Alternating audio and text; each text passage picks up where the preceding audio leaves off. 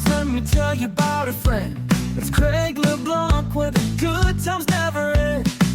Talking Parks and Rec, it's a show you gotta know. Welcome one and all to the Daily Parks and Rec Show. It's the Daily Parks and Rec Show.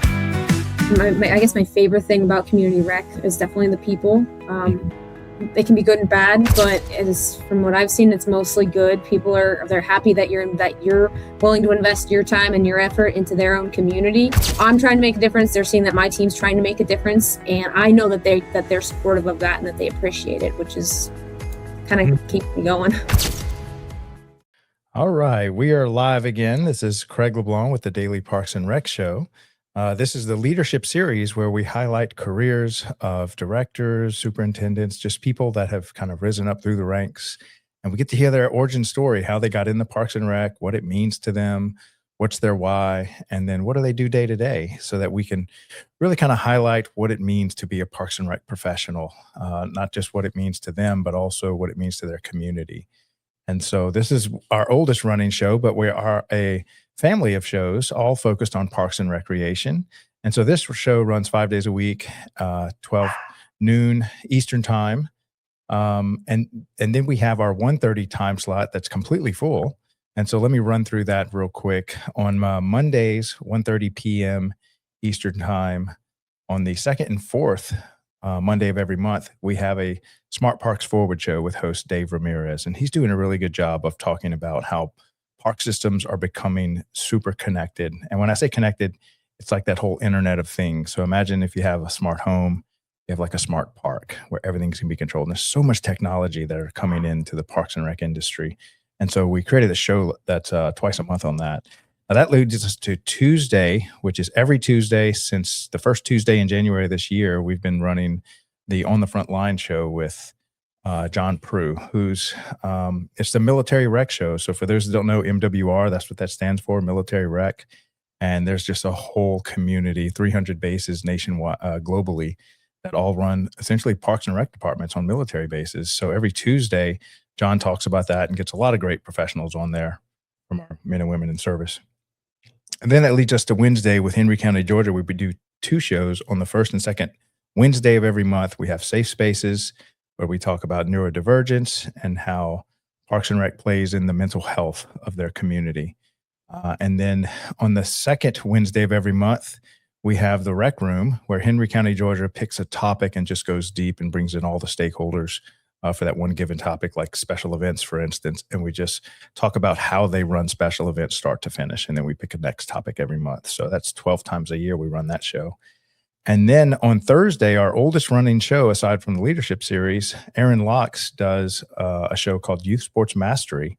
And it's where we talk about rec sports and how important that is to have recreational sports through the Parks and Rec departments that caters to everyone in the community, not just those elite athletes, but how every child can participate in sports. And he gets some of the best coaches, athletic directors, professional athletes on the show. So if you're in the rec sports side of Parks and Recreation, don't want to miss that show. He does a great job. And we may have to expand that show to twice a week, because to get on his show now is booked out almost to the end of time.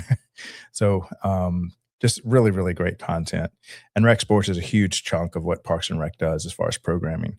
And then our final show, we have another Thursday show called the Young Professionals Network, dedicated to all the young professionals of Parks and Rec. And this goes to not just the college kids, but also if you're new to Parks and Rec within your first 1 to 5 years, or even if you're a professor that teaches Parks and Rec, we have professors on that show. And then our last bucket of people that fits in the Young Professionals Network is if you have a strong internship program, we would love to have you on the show and highlight how your internship program works. And then on Fridays, this is our latest edition, The Aquatics Life, with our very talented host, Wesley King, who has dedicated his life to aquatics. If you are in aquatics, go watch any of the shows that he's produced. I promise you'll get something out of it. Anybody in parks and aquatics departments will find something valuable in the content we've made so far. And all of this content is now finally being, thanks to Jovi, is being uploaded to Spotify. And we've already got 2 Spotify shows. I think we started with On the Front Line and Wesley's show with the Aquatics Life. And so we'll be uploading all the shows so that on your runs or drives, you can just listen to it as like a little podcast. And that was by popular demand. People kept asking us, when are y'all going to get on Spotify? So we're officially on it. And we're going to start making announcements across all our social media platforms where you can find that. So that brings us back to today's show, Leadership Series. We have a special guest, Dani Kugler from St. Mary's, Pennsylvania. But before we get started, we're going to play a quick promo. We're going to use our 500th episode that Chris made for us, one of our very talented video editors. So Jovi, why don't you go ahead and run those 2 promos, and we'll come right back and start our conversation with Dani.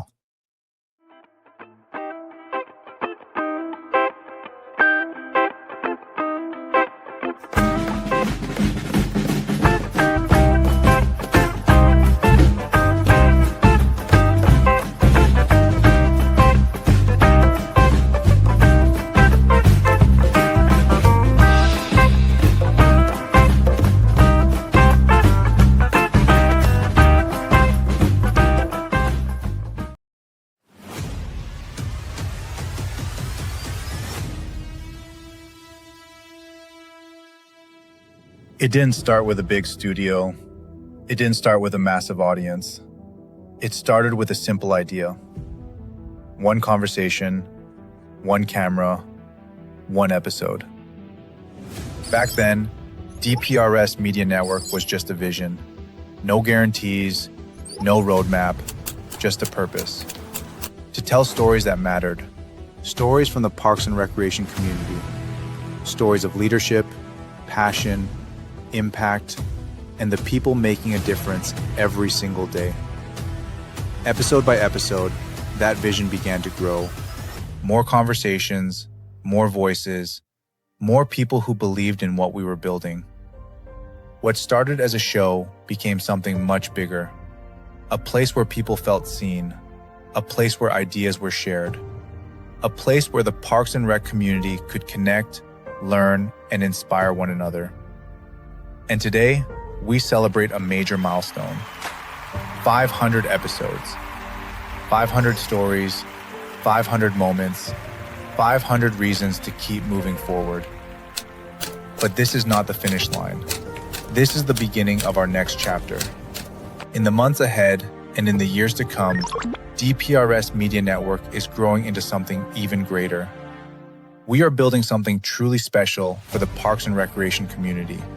Something designed to bring people closer, to create stronger connections, to open new opportunities, and to continue serving the people who inspire everything we do.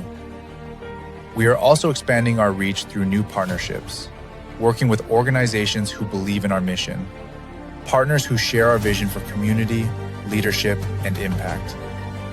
And beyond the screen, we're showing up in more places than ever before, attending conferences, meeting leaders face-to-face, building connections that strengthen our community.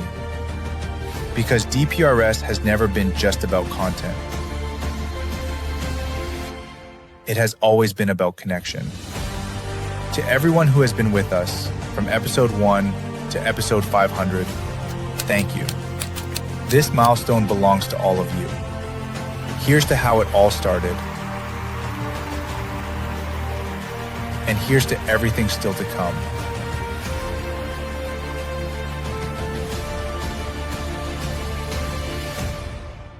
The future of DPRS Media Network starts now.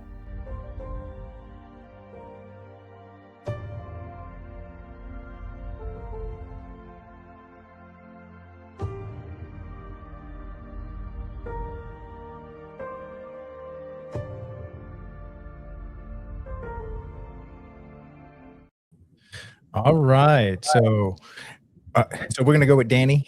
Is that Yeah, Dani's good. Fantastic.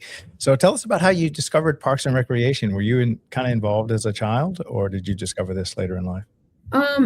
So I was actually not involved with the parks as a kid. I never really visited my local parks. I was more or less like a state park kind of girl, or like backyard woods, that sort of thing. I came into Parks and Rec throughout college. my freshman year of college, I worked at the library and I didn't really like it, so I was looking for something else for the following summer. I stumbled upon a local park and rec department, and I became a camp counselor.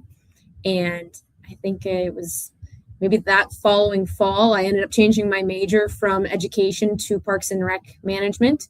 And I just stumbled through that, and I loved it so much. I actually ended up wanting to work in a national park, but then I got into like the whole community rec aspect, and I fell in love. And so that's how I got to be where I am now. I also I ended up getting my teaching degree as well, just as a backup, because I didn't know if I'd be able to do parks and rec in my own hometown, which is where I wanted to stay. But it all ended up working out perfectly, and I'm where I wanted to be. Yeah. Now, did you ever get a chance to do any kind of internship or along the way with a state park or as a park ranger or anything like that? No, I was not able to do anything like that. I did my practicum and my internship at the first Parks and Recreation department that I worked with. I was able to do everything through community rec. Someday, maybe I'll end up working in a national park. Even my goal, like even if it's for like 6 months or like 3 months, like a short-term thing, as long as I can go and say, hey, I did it and I worked there, that would be really awesome. But I love community rec too much that I think it would be hard for me to leave. Yeah.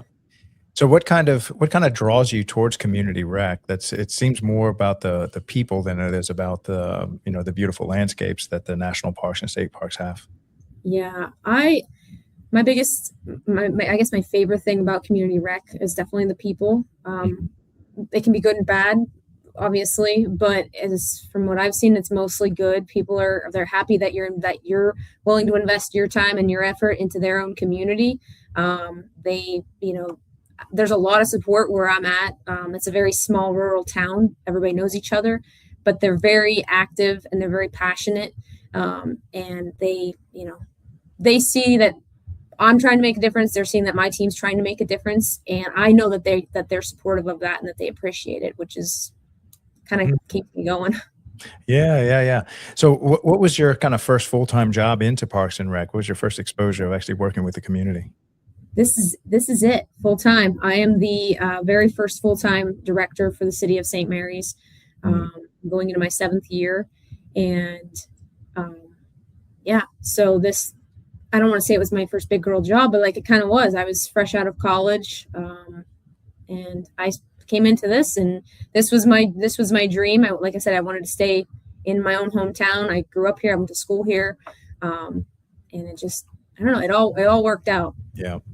And so so this is the first time they've had a director over the Parks and Rec department. So you're the first director they ever had having to build it from the ground up. Yes. And I was a one-person show as of Wednesday last week. Something I've been very, very passionate and excited about and have pushed for a very, very long time. Not a long time, like 7 years, is to get a full-time maintenance position started. And I finally got all that happening and rolling. And my guy, Scott, he started Wednesday of last week. No way. Yeah, I'm very excited about this. Like, it's a huge weight lifted off my shoulders. Anyone who's a one-person show, like, a lot of people are like, oh, that's, one person, that would be great. Like, it's probably super easy. No, it's everything falls on you from marketing to maintaining the bathrooms, to ordering, to advertising, to literally everything. So what have you kind of offloaded onto his plate to kind of split the department up into just facilities maintenance, everything maintaining this whole show is his, and then you kind of run the programming and all the leadership stuff? Yeah. So I kind of pushed to him, obviously the maintenance, but also helping me with capital improvement projects, project managing, everything like that, working with contractors, the vendors, delivery, supplies, equipment, all that kind of stuff. That is not my strongest. That's not my strong suit. I can do it, but I knew that I needed help with everything. Yeah. There's just that sort of stuff. I can do all the admin. I can do the programming. I can do capital improvement projects. But if I have another person who I can bounce ideas off of once in a while, that's the most important thing. Like, being a one-person show was hard because it was like all these ideas were just going in my head and they were just turning and turning and turning. but I was like, I mean, yeah, I have other staff and I have coworkers here at the city and stuff, but it's different when you have somebody else in your department with you who sees it day to day. Yeah. You know what I mean? Yeah. So Now, how did you find Scott, and what were the kind of skill sets you were looking for him to have? we found Scott on through Indeed, actually. It was, I mean, we pushed it out there. I mean, I was pretty blunt on the job description. I wrote down absolutely everything I could think of, what I wanted them to do, special certifications, and if that person didn't have those certifications, as long as they were willing to get those certifications in the future. That's really all I was looking for. I wasn't looking for the very, perfect person. Right away. Like I'm okay helping to shape and mold them. Like that's technically nobody has ever been in their position before either. Mm-hmm. So, I wanted Scott or that position to help me develop that position into something bigger and greater. He is actually just in the process of retiring from the Coast Guard for 20 years. And he is a jack of all trades, which is exactly what we needed here in St. Mary's. We have 7 parks and a community pool, a lot of deferred maintenance. And, Scott's been busy. It's only been a couple days, so he's been busy. He's drinking from right in like the peak season. That was the thing. I was like, Scott, you're like coming right into right before the busy season. So I was like, he's passionate about it too, though. So it's helpful. It is. Yeah, project management is a huge lift for any Parks and Rec department because, I'm sure he's walking on a huge backlog of stuff that needs to get done. Yes. Yeah. A lot of, like I said, we have 7 parks and a community pool. A lot of deferred maintenance, a lot of things that just haven't been able to be taken care of.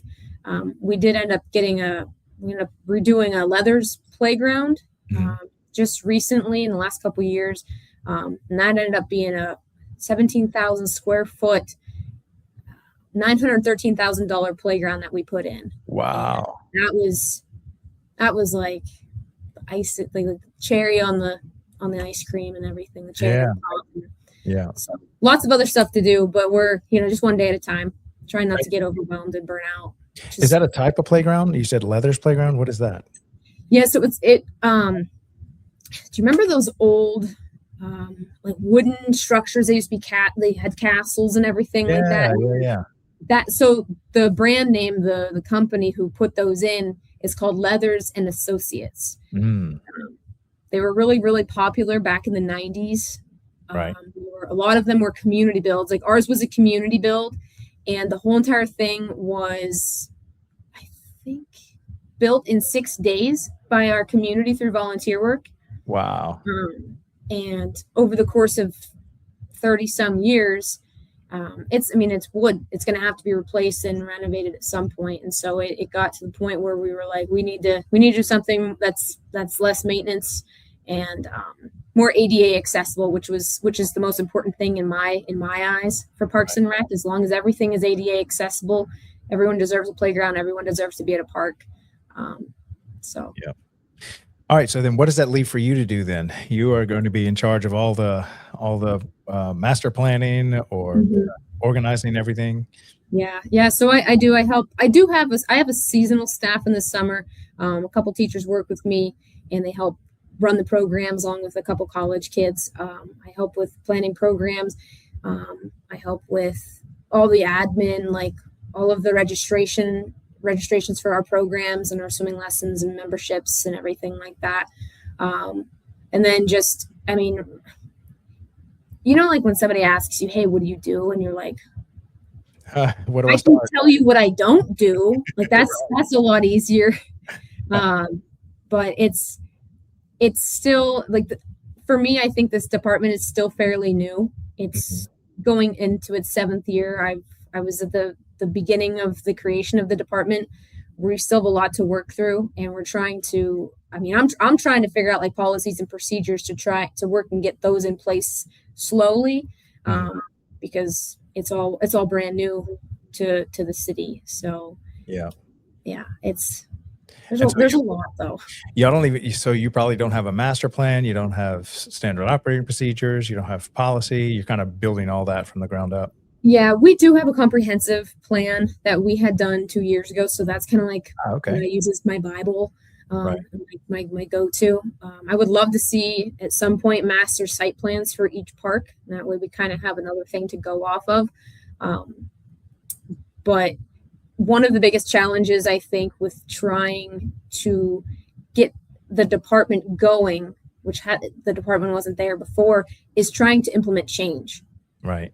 and explain to the community in the city, like, hey, this is we need A, B, and C, so that we in the future we have something to come back on and say this is why we are doing this the way we are, Mm. rather than just pulling something out of our hats and saying, well, we like this idea. At least we have some sort of backup plan, and we can say, like, hey, we had a professional come in and tell us, I'm just going to use this as an example, that the skate park shouldn't be at this park for these reasons. Just simple things like that. But Mm. that's probably also the biggest challenge is trying to implement change, Yeah. especially into a small town where people have grown up here, they've lived here their entire lives, and it's always been the way it is. Right. So how are you getting community engagement and finding community partners, trying to organize it being a community effort? A lot of time, at least in St. Mary's, a lot of things are through word of mouth. Mhm. 'Cause like I said, it's a small rural town. We have a population of about 12,000. Mhm. We're the second largest city in the state land-wise. But like I said, our population is very small. We have a lot of organizations and businesses in town that are very passionate about things. So they're always willing to donate and sponsor our events and our programs. And I mean, we go through Facebook a lot. Still trying to figure out a better way to do that. Mhm.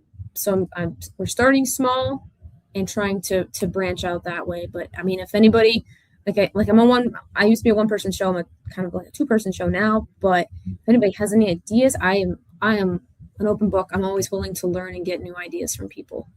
Yeah, I'll have to connect you with a girl named Joy. She's a former architect, and she helps with all of that as far as getting community engagement. She has a way to use play and stuff. I just had a call Yeah, with her for about an that hour. would be great. Yeah, I would appreciate that. Yeah, that might be a good fit for you.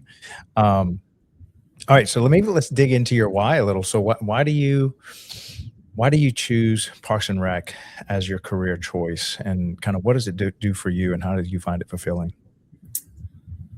I would say, well, what really got me interested in Parks and Rec was being a camp counselor and being in the programs. Like that's my true passion, is creating programs and doing all the admin work and like the planning aspects, and then kind of being that person to, because as a director, normal directors don't really plan the programs. Right. You know what I mean? They hire someone to plan the programs, but whereas my people are teachers, so they're in school until May 29th is the last day of school for Pennsylvania, or for St. Mary's up here. So I have to kind of be involved in that, because I can't wait until June rolls around and say, hey, you can start planning. Like, I got kids coming. Right. Yeah. So that's my first why, like why I got into this field, was because I was a camp counselor, and that was literally the best job that I have ever had. Mm. Honestly, I feel like if I could be a full-time camp counselor forever, I would be doing that. That's my why. I like to see that the community sees all the programs that we put on, and the kids are enjoying themselves. They feel like we're making a difference in their lives. Not even just for kids, but even special events and everything like that, and bringing something new to the community that they haven't had before. Yeah. Is my biggest thing. Yeah. Well, let's talk about some of the programs y'all offer. So what do y'all offer for all the different age groups and all the demographics that you have in your community? So we have summer camps, obviously, like almost every other park department. We have a preschool camp, and then we have so it's preschool and kindergarten. It's called Camp Curiosity. It's all brand new this year. We revamped it completely. We have Camp Discovery, which is for first grade through sixth grade, just another day camp.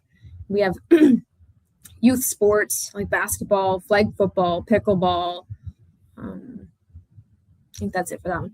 We have a couple adult leagues, men's basketball, co-ed volleyball, and women's power volleyball.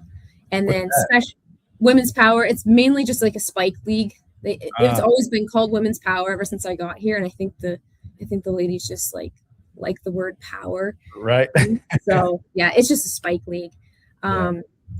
Special event wise, we do a kickoff the summer bash. So on the last day of school, I bring, I think it's like 200 kids between the two school districts here in town.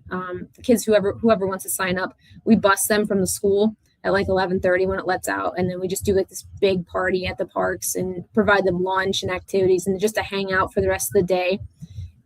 So that's the kickoff to summer bash. We do inner park day. So it's like an Olympic themed competitive sort of thing for elementary school kids. They'll join separate groups. They used to do countries, but now we just do it in color groups, and they just compete against each other and just based off the Olympics. We do National Night Out, which a lot of other places do. What's that? National Night Out. It is a nationally recognized event where they are big proponents of connecting the community with the police department and the first responders. Okay. We used to do big block parties and everything like that. But it's just to help connect the importance between the community and the police department, and knowing that the police department are, I don't know, more well known throughout the community, get the kids connecting with them.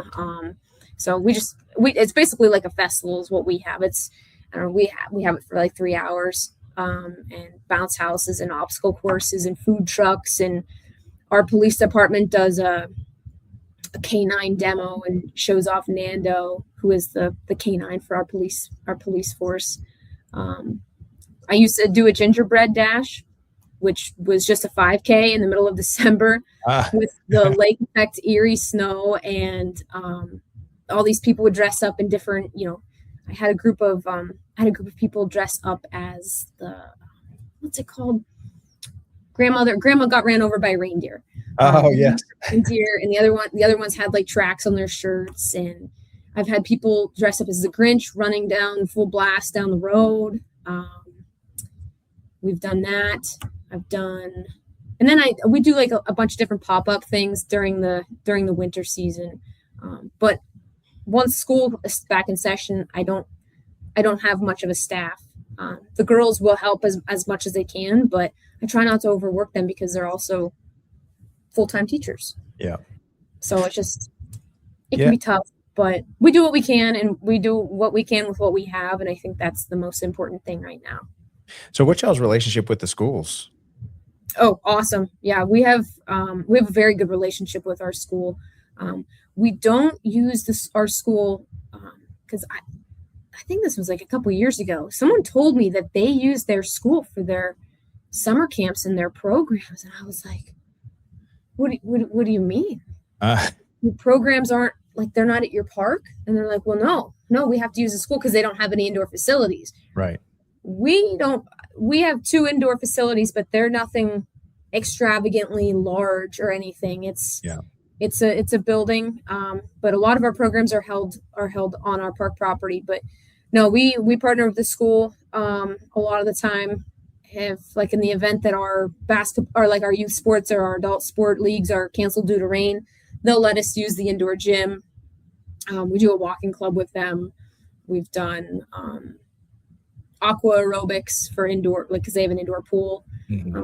But yeah, no, both schools, we have a public and a Catholic school. Both schools are very, very supportive of the parks. Yeah. So it's nice. Yeah, because typically after school's over, their facilities kind of go dormant. And so that's usually when Parks and Rec kind of kicks up is after school is out.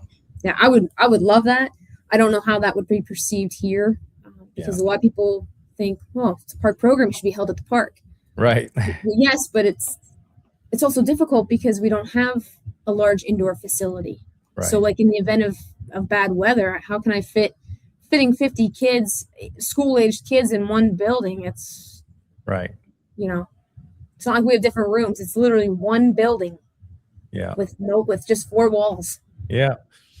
So tell me about your do you have any like public relationships as far as like a large employer, or who are kind of the stakeholders in your community that help out with Parks and Rec? Oh, there's a lot. A lot of the community businesses, um, like the larger corporations. Like I said, we're a small area here. A lot of it's industrial. Hmm. We don't have a lot of franchises or anything like that around here. Like my friends down in Cranberry Township here in Pennsylvania, they partner with Dick's Sporting Goods. Like Dick's sponsored, I think, like a basketball court or something like that. We don't have that sort of stuff up here. We have local, not that they're any less than anybody, but we have a lot of local businesses, local industrial business owners that's part of the reason that we were able to get that big playground that I was talking about at Memorial for $913,000. People are like, well, how did a small town like yours get that much money for a playground? Well, obviously we use grants and everything, but we were able to raise over $110,000 just in donations and sponsorships Nice. to help get that going. So, I mean, that to me, that tells a story of no matter how small the town is, we can do big things. And I think that's really important to share, that something that I thought was going to take more than 7 years to accomplish. I thought it would be like maybe 15 years or something that we would finally get a new playground like that sort of size. Right. But it only took 5. Wow. Yeah. Going on 2 years. Yeah, I'd like to actually talk about that, fundraising game plan that you had, but we're at the halfway point. So I want to highlight a couple of our show sponsors. Kind of like you, we weren't able to accomplish what we've accomplished without our show sponsors. It's kind of like having all the kids loaded up in a bus, but then there's no diesel. So they provide a lot of our fuel to keep building this media company for the Parks and Rec industry. Two of our biggest sponsors from the early days were Outdoor Link and the National Academy of Athletics. They've both been in the space of Parks and Rec for quite a while. And so Outdoor Link helps your city become a smart city. And they actually also help us co-produce that Monday show where we talk about how cities are using a lot of this technology to run their infrastructure. And then the National Academy of Athletics, if there's like, let's say you want to start flag football, but you really don't have the coaching and the staff, they can just run that one program for you.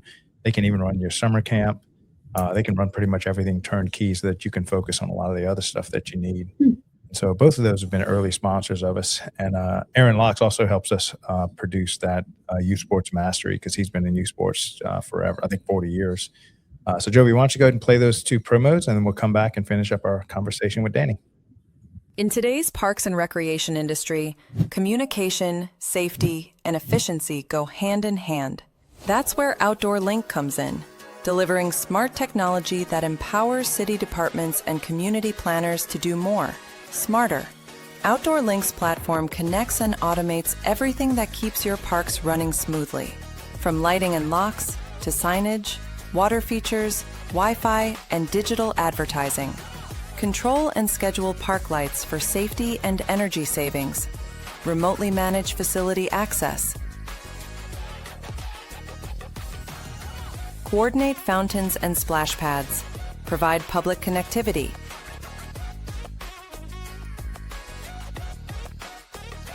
All from one simple, unified platform, giving you real-time control, data, and cost efficiency. For parks and recreation agencies, that means safer spaces, smarter resource use, faster responses, and stronger community engagement. And behind every great park story is great infrastructure. That's why Outdoor Link proudly supports DPRS Media Company, helping the daily Parks and Rec show amplify the voices of professionals shaping our communities every day. Outdoor Link, smart, connected solutions for parks, recreation, and beyond. They say it's just rec. Just rec, where kids learn to try again. Just rec, where confidence begins. Where teamwork, effort, and fun matter more than trophies. It's not about perfection. It's about participation. It's not just rec. It's where kids learn to love the game and themselves. It's just rec until they learn teamwork for life. It's just rec, but it's everything to them.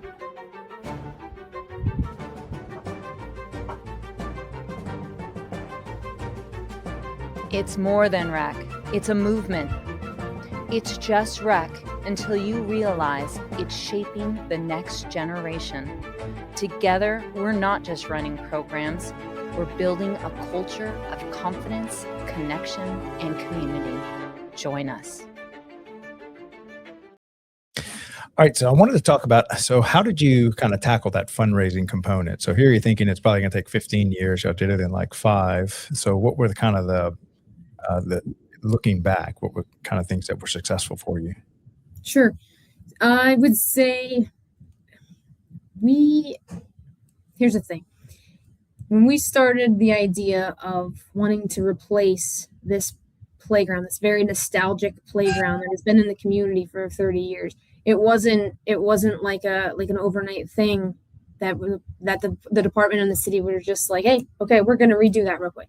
We knew that we needed to have at least the proof that it needed to be done. We needed to have it documented somewhere that this is a recommendation from our consultant that this needs replaced and why. So we kind of started with that and tried explaining to the community, this is no longer ADA accessible. It doesn't meet any current standards. This is why we want to do something new. This is what we're proposing.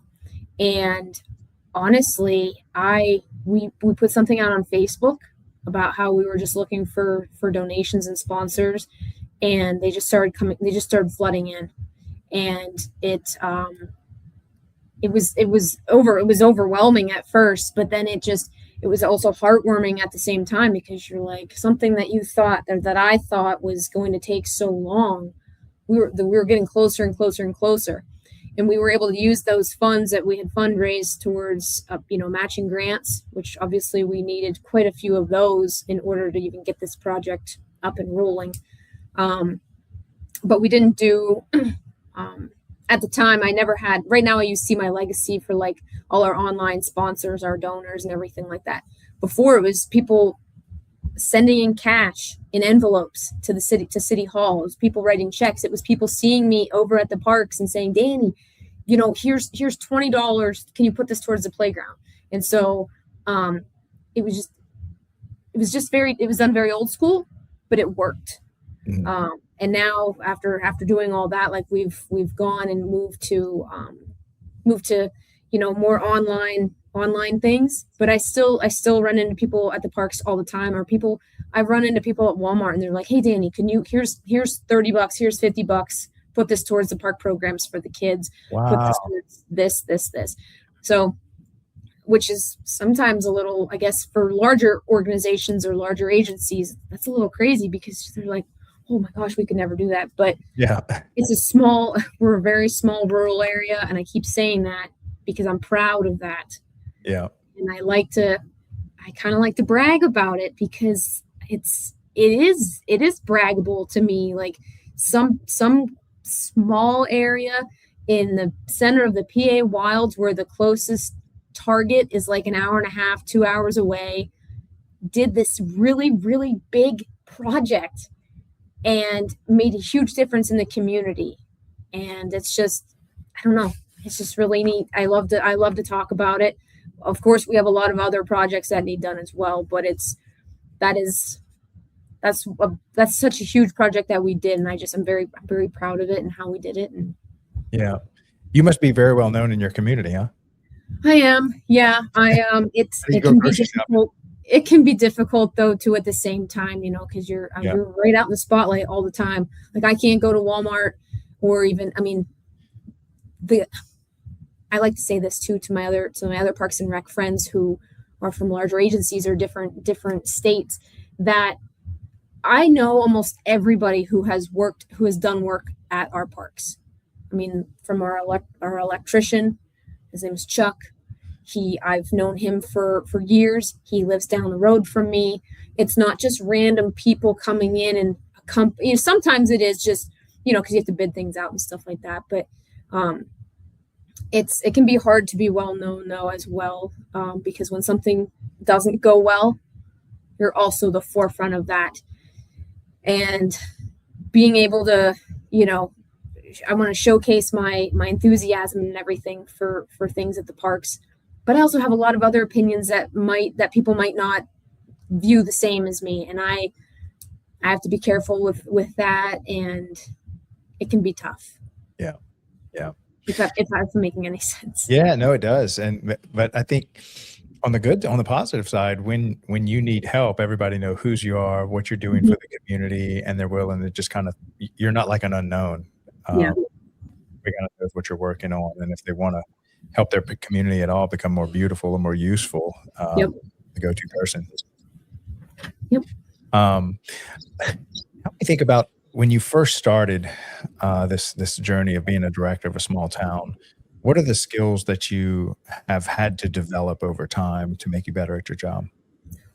My fear of public speaking. Well, oh my gosh, even being on this podcast, right? Like I had to talk myself into it. Not into it, but talk myself down again this morning. I was like, dude, this is just a fireside chat.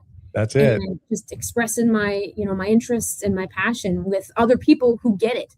Right. So that's what made this really easy. But my fear of being in the center of attention, as I do not like it, and this is not the position to be in if you do not like that. Right. Like I said, my fear of public speaking. I'm getting there, but like I said, my fear of being in the center and all eyes on me. Mm-hmm. But the community here is pretty great, and they don't say nasty things. They're all very supportive people. So yeah. So how did you overcome those fears, or what's the kind of the head games that you see playing where you're almost talking down on yourself, and then how do you overcome that? I've been trying my hardest to put myself more out of my comfort zone.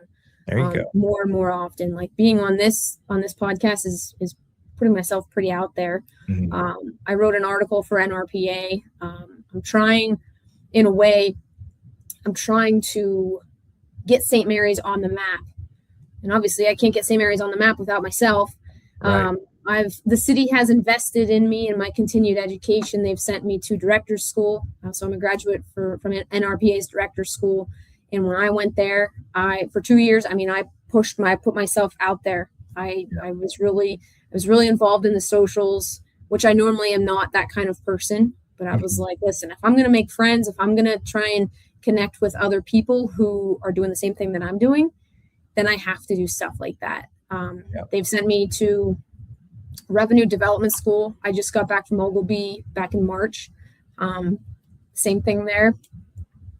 Just putting myself out there, introducing myself, bragging a little bit about being from rural, small area and getting that playground going. But it's helped me. But that's been like my biggest goal over the last 2 years. I've been really pushing myself out of my comfort zone and trying to be, out there. Now, what was your biggest takeaway from director school? So it was like a two-year process for you. And when did you graduate that? Yeah, I graduated 2024. No, 2025 I graduated. Mm-hmm.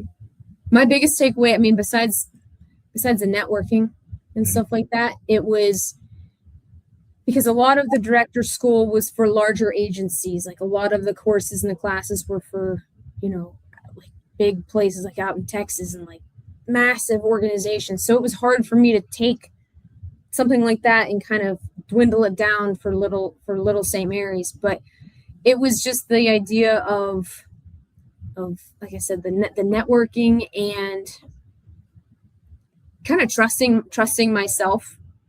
It was another thing that they helped me learn, and knowing that I can't, there's no way I can do everything on my own.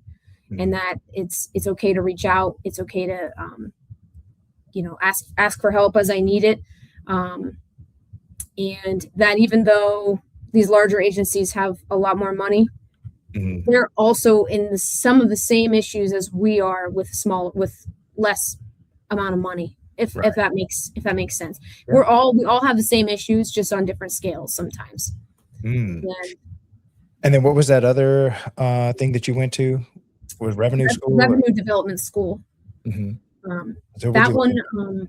the biggest takeaway from that was to increase partnerships, and that just because you're partnering with another agency doesn't make your agency any less than anybody else. So, Yep. for example, we just partnered all of our day camps and our summer camps. We partnered with our local 4-H club Mhm. for the summer.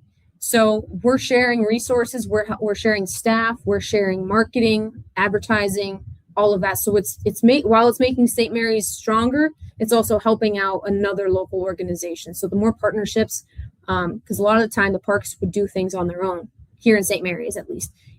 Parks are doing this organization's doing this, they're doing this, whereas we shouldn't really be competing with each other. We should all be working together to make our community better. Mhm. So that's what we've been trying to do for this year is do more partnerships and share in the resources. So how do you get a partnership going? Let's say you identify that, somebody would make a great partner and you're trying to be more proactive than waiting on them to come to you. So how do you establish a partnership?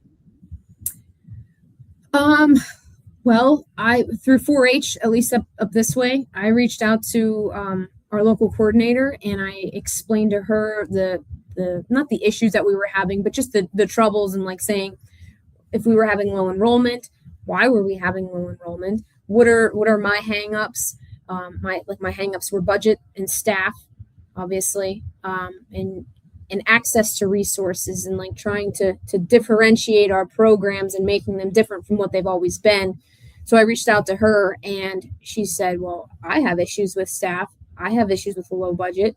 Let's just put them together and create this new summer camp program where both organizations can flourish and both can get their name out and share in the resources. So it started out on a friendship thing because we've been friends forever. Mhm. So I had that connection with her, and it kind of just, like I said, this is the first year that we're doing it. I expect it to go very well. I expect to do it, over the course of the next couple of years, and see who else we could bring in to even expand even more. A lot of my friends, I didn't even know this was possible until I think it was director school. A lot of my friends were telling me that their programs, they hire a third party to come in and do their programming. Mhm. I'm like, what do you mean? Like, they'll hire a whole company to come in and do these programs for the summer for their community. And it's like, you mean your staff and like your agency isn't doing it day to day? They're just, they're just hiring. I couldn't believe that, because I'm a camp counselor at heart. I was like, if I couldn't go, like, I'm a director, so like I have to get out there and see those kids being part of those programs. If I can't get out there in the summer and actually see what's going on, and I even participate in some of the stuff. Yeah. So sometimes I am a program coordinator. If one of my program coordinators has to call off, I'm hopping in, and that's what I'm doing for the day. Mhm. But that's, like I said before, that's my why. Yeah. There's just a lot of new things. Like it branches. Director school and revenue school opened my eyes so much to what else is out there in the fields in this field, that I can't believe it sometimes of how things are done or what can be done. Yeah. And when you describe the 4-H, maybe describe 4-H to somebody that really isn't familiar with it or never participated in it, because I really think that makes a great strategic partnership for a Parks and Rec department, because they have a lot of the kids. They might not have the buildings and stuff. So maybe just how would you describe 4-H to somebody? Well, I think the first thing when people think of 4-H, they think of horses.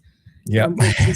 Which is a big aspect of it, but it's also they're very, at least our 4-H up here.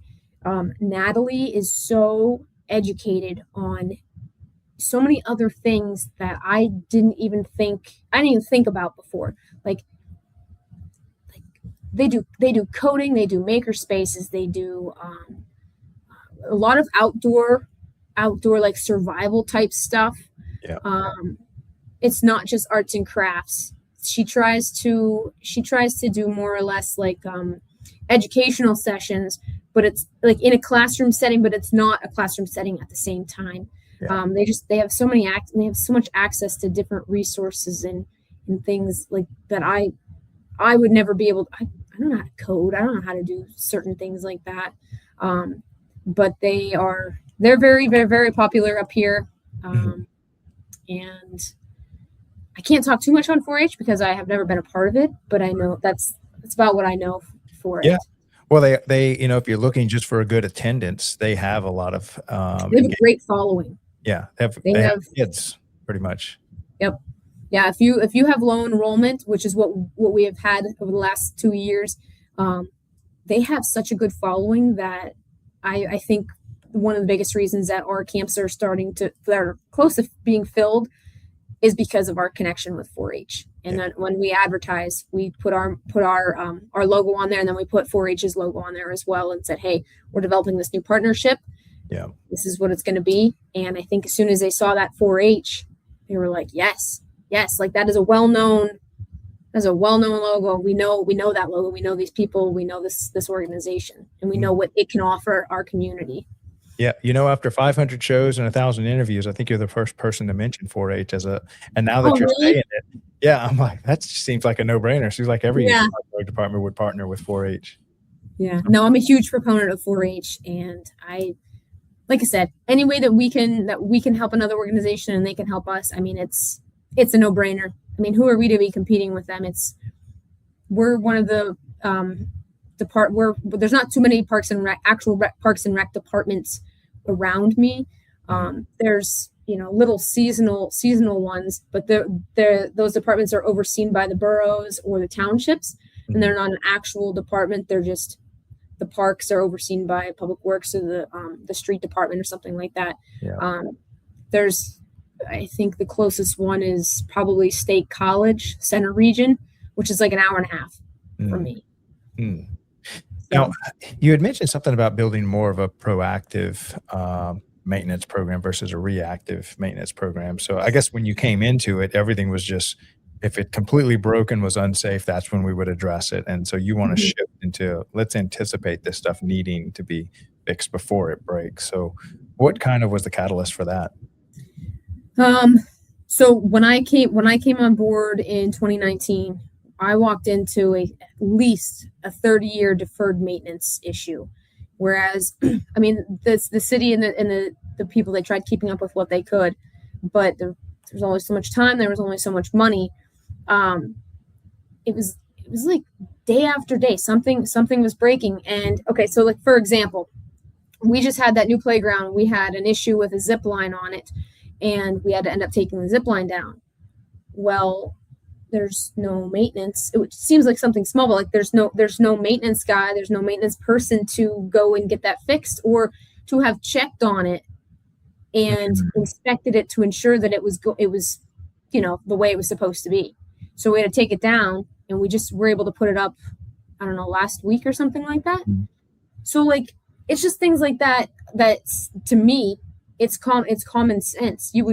I would think that you would want someone out there checking on things day after day and saying, okay, hey, this needs painted, this needs fixed, this, rather than waiting for a phone call along with thousands of other things saying, hey, the soap dispenser is broken in the men's bathroom. I don't go in the men's bathroom all that often. So how would I know? And it shouldn't be the day before a baseball tournament or a softball tournament that I'm getting that phone call like, hey, this isn't working. Like, there should be someone out there prepping, knowing that there's a big tournament coming up, and saying, hey, tournament's in 2 months. Looks like we should replace this now so that they have it ready for when they need it. Right. So, like I said, Scott only started on Wednesday. He's got a list from here to Nantucket. Right. Try not to overwhelm him, try not to burn him out. But he knows, when I interviewed him, I was like, listen, you're walking into a lot of deferred maintenance, and I want to change it from reactive to proactive. Right. because we should be investing that maintenance and that time and those resources into our parks. I think that's one of the way that the parks look, that reflects in as a whole. Yeah. It's not just about programming. It's not just about really nice playgrounds. There's a lot of infrastructure that needs taken care of, and I think it's important to have somebody look at that. Yeah, and it's also a lot cheaper to be proactive than it is to be reactive, because if you've got to fix it now, it's always more expensive than can you schedule, put it on the schedule when you can. Yep. How do you kind of fight for those, or how are you seeing yourself having to fight for those maintenance dollars, which are typically not as cool and sexy as like a new playground, having to raise it for a new roof? It can definitely be, I would say, maybe almost the most frustrating aspect of my job as of 4/21/2026 at 12:55 p.m. Yeah. That is the most frustrating thing. Here in St. Mary's, priorities are different for everybody. So for tennis players, the priority is the tennis courts. Well, they need resurfaced, but with the basketball courts, they need resurfaced, and we need new fencing here. We need new this. What about the tools? What about a vehicle? What about this? What about that? So like me trying to explain, and it's not even those things. It's everything else that I can see and my maintenance guy can see that the public doesn't see. Right. I mean, like the infrastructure, the plumbing, the piping, the electric issues that we have, like what the inside of the buildings look like, what the maintenance room looks like, what the heating system is, that needs replaced. A lot of the time the public has a hard time, comprehending and understanding, like, if I can't see it, then it doesn't exist. And right. that's to no fault of their own. That's just how sometimes it's how the human brain works, and saying, oh, this playground really needs fixed, right? But we have 6 other things over here that are a higher priority than this playground right now. Yeah. We have a very small budget. I think it's like 400. It's like 428,000 or something like that, which is very small. Yeah. So tell me more about your facilities. So what facilities do you have that you're having to operate? So we have a lot of playgrounds. So I would say main facilities, there's one's a storage building where we just store a bunch of, random maintenance supplies. We have the clubhouse at Memorial Park, which is a kind of like a community building, but it's not advertised that way. We have a lot of people using that. We use that full time. I got like a piece of fuzz in my nose. I'm sorry. That's all right. We have a lot of people from the community using that facility. We hold all of our day camps in there. We have a community pool. We have another building over at Benzinger Park, but there's like a little office in there. There's an indoor fire pit because there used to be an ice rink over there a long time ago, and along with the garage. We don't have community centers here in St. Mary's. There's Boys and Girls Club and stuff like that. They have things such as that, but we don't have a lot of actual like building facilities. We have a lot of open space, a lot of fields, a lot of courts, a lot of playgrounds, and that's the main stuff that we oversee. Yeah. Okay, so help me pitch this industry. One thing I like to do is kind of towards the end of the show is ask, pretend like you're in front of a group of college kids that aren't familiar with the industry at all and really maybe don't have a direction of where they'd like to spend their life and their career. What would be your testimony to these kids? My testimony would be that this is, and I have said this before, this is the best job that I have ever had. Whether it does, to me, it doesn't matter what aspect of Parks and Rec that you work in. It's fun. It's fun. Like as stressful as this job is, and how much work it is, and I never feel like I'm working. I enjoy it so much that I don't really feel like I'm working or anything like that. I feel like I'm doing what I like. I'm doing what I'm passionate about. My dad always said that if you love a job, you'll never work a day in your life. Right. And that's exactly how I feel. Like 99% of the time. And I think that says a lot. If you're going to spend your whole entire life working, why not do something that you're going to enjoy and it's going to help make a difference? whether it's in your life or somebody else's, I feel like this is the field to get into, honestly. Yeah, 100%. That's a great culture inside the industry, is that there really are a group of public servants that are really doing and they don't love it because it's easy. They love it because it's fulfilling, and they're making It's super fulfilling. Yeah. And like, what other job can you go out and test a brand new playground before Yeah. the kids even get to go on it? Like, Right. I was going down a 100-foot zip line, like full blast, and I was like, I'm at work, I'm getting paid for this. Right. You know, if something happens, well, then it's better than me than, you know, a little 5-year-old. But Right. still, I mean, that's freaking fun. I mean, Yeah. I'm getting to paint. I can do everything. I love Right. it. I do. I really love it. All right. So I have a question for you from one of our previous guests. Okay. Let's see. She said, and this comes from Gabby in Layton, Utah. Where would you like to be in the next 5 years, and what are 3 goals to kind of get you there? Jeez. 5 years. I mean, I don't want to say that I want to stay where I'm at, but I'm at the highest point in the department that I could be in right now. I'm the director.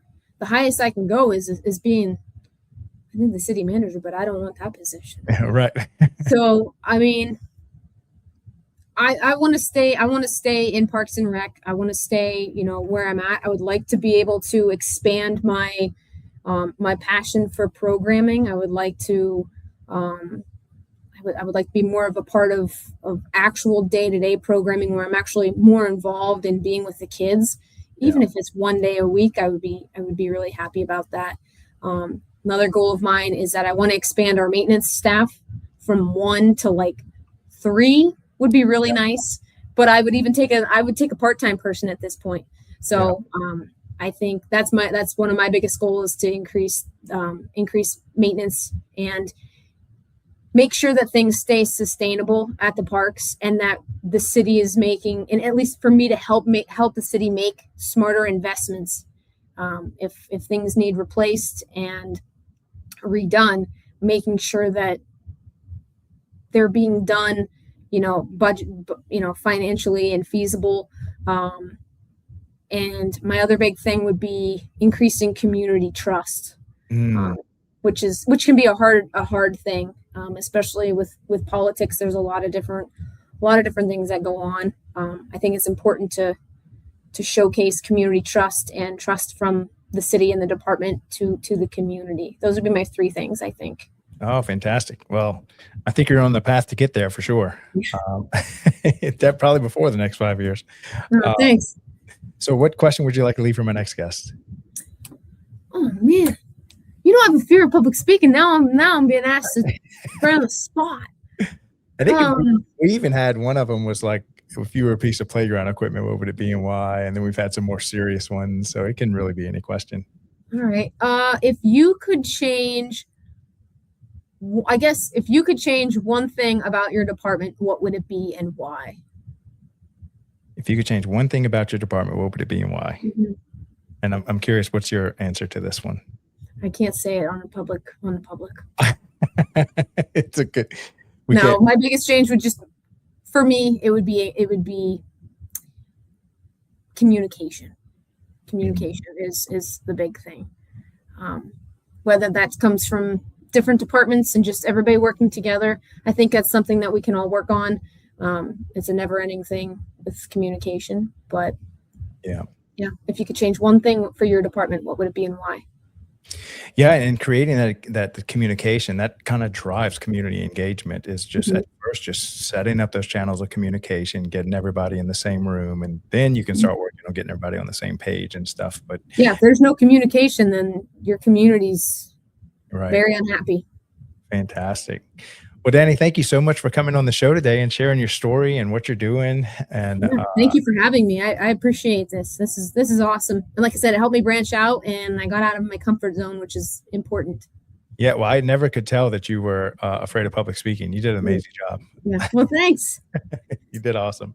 Yeah. But Dani, thank you so much for what you do for your community. It makes a big difference. And I'm so glad that there's a whole population of Parks and Rec professionals doing the hard work of building their community. I know your community is a lot better because you're there. So keep up the great work.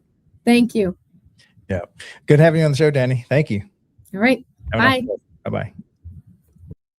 All right. So that was another great show with Dani from St. Mary's, Pennsylvania. And it just goes to show that, the difference somebody can make, even if it's just a one-man department or one-woman department, that somebody's willing to get in there, roll their sleeves up and just get to work, building their community, creating, consensus, getting all the stakeholders to kind of work together to build their community.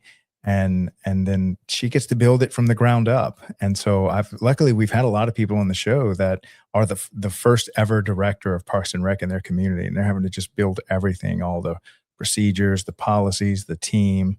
And so that's super exciting. It's got to be the best education on the planet as far as, you have to wear all the hats on day one, and then you kind of get to hire people so you can hand off some of those hats and stuff. And so definitely exciting, never a dull moment in Parks and Rec. And I was really, really glad Dani came on the show to kind of share her story, because that's kind of what we're trying to do here with the Daily Parks and Rec show, is get those stories out so that other young people can kind of see Dani and what she's doing and say, hey, I want to do that. I want to work hard for my community and spend 30, 40 years of my life making a difference and not waiting until I'm, maybe at retirement before I'm thinking about making a difference. And so really appreciate you coming on the show today, Dani. And yeah, keep up the great work. All right. So stay tuned next week. It's Tuesday, I think. Yes, it's Tuesday. So that means we have On the Front Line show coming up with John Prue. Another great weekly show. If you haven't seen any of his shows, he does such a great job. I tell you, we have some super talented hosts. It's making me up my game on hosting the leadership series. So grab a cup of coffee, use the restroom, and we'll be right back in just a few minutes. The show starts in, let's see how much time we got. About 24 minutes. We will be going live with On the Front Line with John Prue. So stay tuned. And that's a wrap. Thanks, guys. Bye. It started with a shared purpose, a vision to bring people together, to inspire, to learn, and to lead. And at CPRS Conference 2026, that vision came to life. From every conversation to every connection made, this wasn't just an event, it was a community in motion. Ideas were challenged, perspectives were expanded, and leaders stepped forward, ready to shape the future of parks and recreation. At DPRS Media Network, we had the privilege of capturing it all: the passion, the innovation, the stories that deserve to be seen and heard. Because these moments don't just stay here, they ripple outward, into communities, into programs, into lives. To the organizers, the speakers, the partners, and every single attendee, thank you for showing up, for sharing your voice, and for being part of something bigger than all of us. This is more than a conference. This is a movement. And DPRS Media Network will continue to tell your story every step of the way.